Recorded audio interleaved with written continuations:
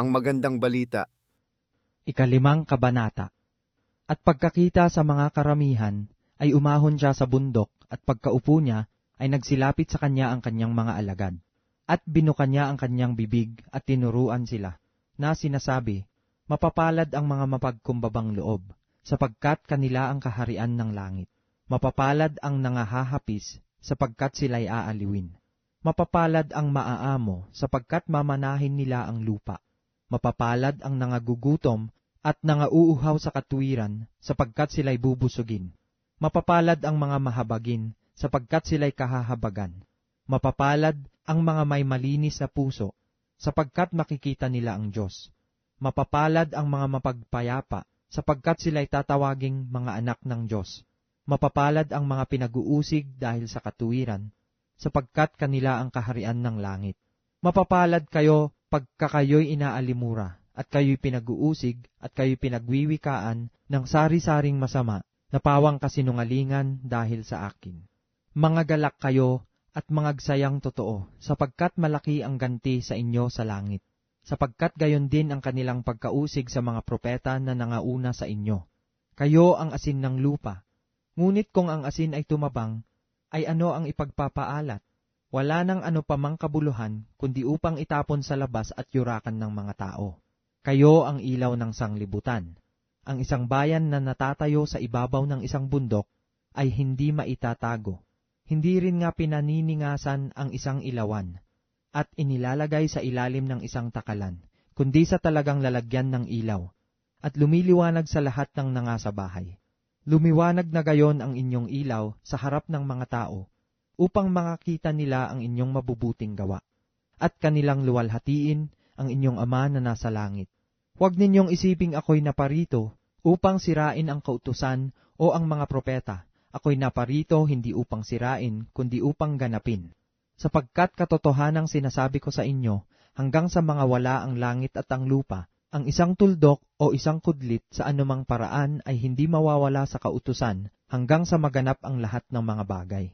Kaya't ang sinumang sumuway sa isa sa kaliit-liitang mga utos na ito at ituro ang gayon sa mga tao, ay tatawaging kaliit-liitan sa kaharian ng langit.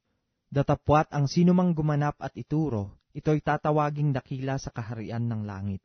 Sapagkat sinasabi ko sa inyo, na kung hindi hihigit ang inyong katuwiran sa katuwiran ng mga iskriba at mga fariseyo, sa anumang paraan ay hindi kayo magsisipasok sa kaharian ng langit. Narinig ninyo na sinabi sa mga tao sa una, huwag kang papatay, at ang sinumang pumatay ay mapapasa panganib sa kahatulan.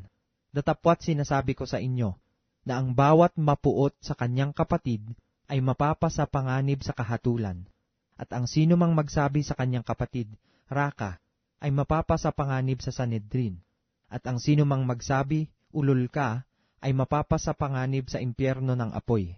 Kaya't kung inihahandog mo ang iyong hain sa dambana, at dooy maaalaala mo, ang iyong kapatid ay mayroong anumang laban sa iyo, iwan mo roon sa harap ng dambana ang hain mo, at yumaon ka ng iyong lakad, makipagkasundo ka muna sa iyong kapatid, at kung magkagayon ay magbalik ka at ihandog mo ang iyong hain.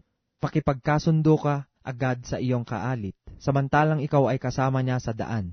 Baka ibigay ka ng kaalit mo sa hukom, at ibigay ka ng hukom sa punong kawal, at ipasok ka sa bilangguan. Katotohanang sinasabi ko sa iyo, hindi ka aalis doon sa anumang paraan hanggang hindi mo mapagbayaran ang katapus-tapusang beles. Narinig ninyong sinabi, huwag kang mangangalunya. Datapwat sinasabi ko sa inyo na ang bawat tumingin sa isang babae na taglay ang masamang hangad ay nagkakasala na ng pangangalunya sa kanyang puso. At kung ang kanan mong mata ay nakapagpapatisod sa iyo, ay dukutin mo at iyong itapon, sapagkat may mapapakinabang ka pa na mawala ang isa sa mga sangkap ng iyong katawan, at huwag ang buong katawan mo ay mabulid sa impyerno. At kung ang kanan mong kamay ay nakapagpapatisod sa iyo, ay putulin mo, at iyong itapon, sapagkat may mapapakinabang ka pa na mawala ang isa sa mga sangkap ng iyong katawan, at huwag ang buong katawan mo ay mapasa impyerno.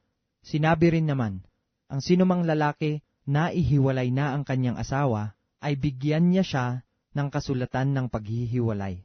Datapwat sinasabi ko sa inyo, na ang sino mang lalaki na ihiwalay ang kanyang asawa, liban na lamang kung sa pakikiapid ang dahil, ay siya ang sa kanya'y nagbibigay kadahilanan ng pangangalun niya. At ang sino mang mag-asawa sa kanya kung naihiwalay na siya, ay nagkakasala ng pangangalun niya. Bukod sa rito'y inyong narinig na sinabi sa mga tao sa una, huwag kang manunumpa ng di katotohanan, kundi tutupdin mo sa Panginoon ang iyong mga sumpa. Datapwat sinasabi ko sa inyo, huwag ninyong ipanumpa ang anuman, kahit ang langit, sapagkat siyang luklukan ng Diyos, kahit ang lupa, sapagkat siyang tungtungan ng kanyang mga paa, kahit ang Jerusalem, sapagkat siyang bayan ng dakilang hari. Kahit man ang ulo mo ay huwag mong ipanumpa, sapagkat hindi ka makagagawa ng isang buhok na maputi o maitim. Datapwat ang magiging pananalita ninyo'y, oo, oo, hindi, hindi, sapagkat ang humigit pa rito ay buhat sa masama.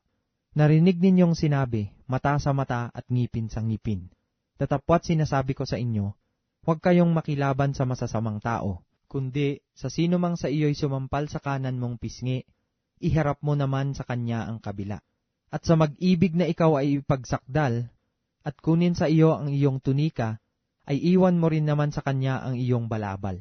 At sa sino mang pipilit sa iyo na ikaw ay lumakad ng 1 milya, ay lumakad ka ng 2 milya na kasama niya. Bigyan mo ang sa iyo'y humihingi, at huwag mong talikdan ang sa iyo'y nangungutang.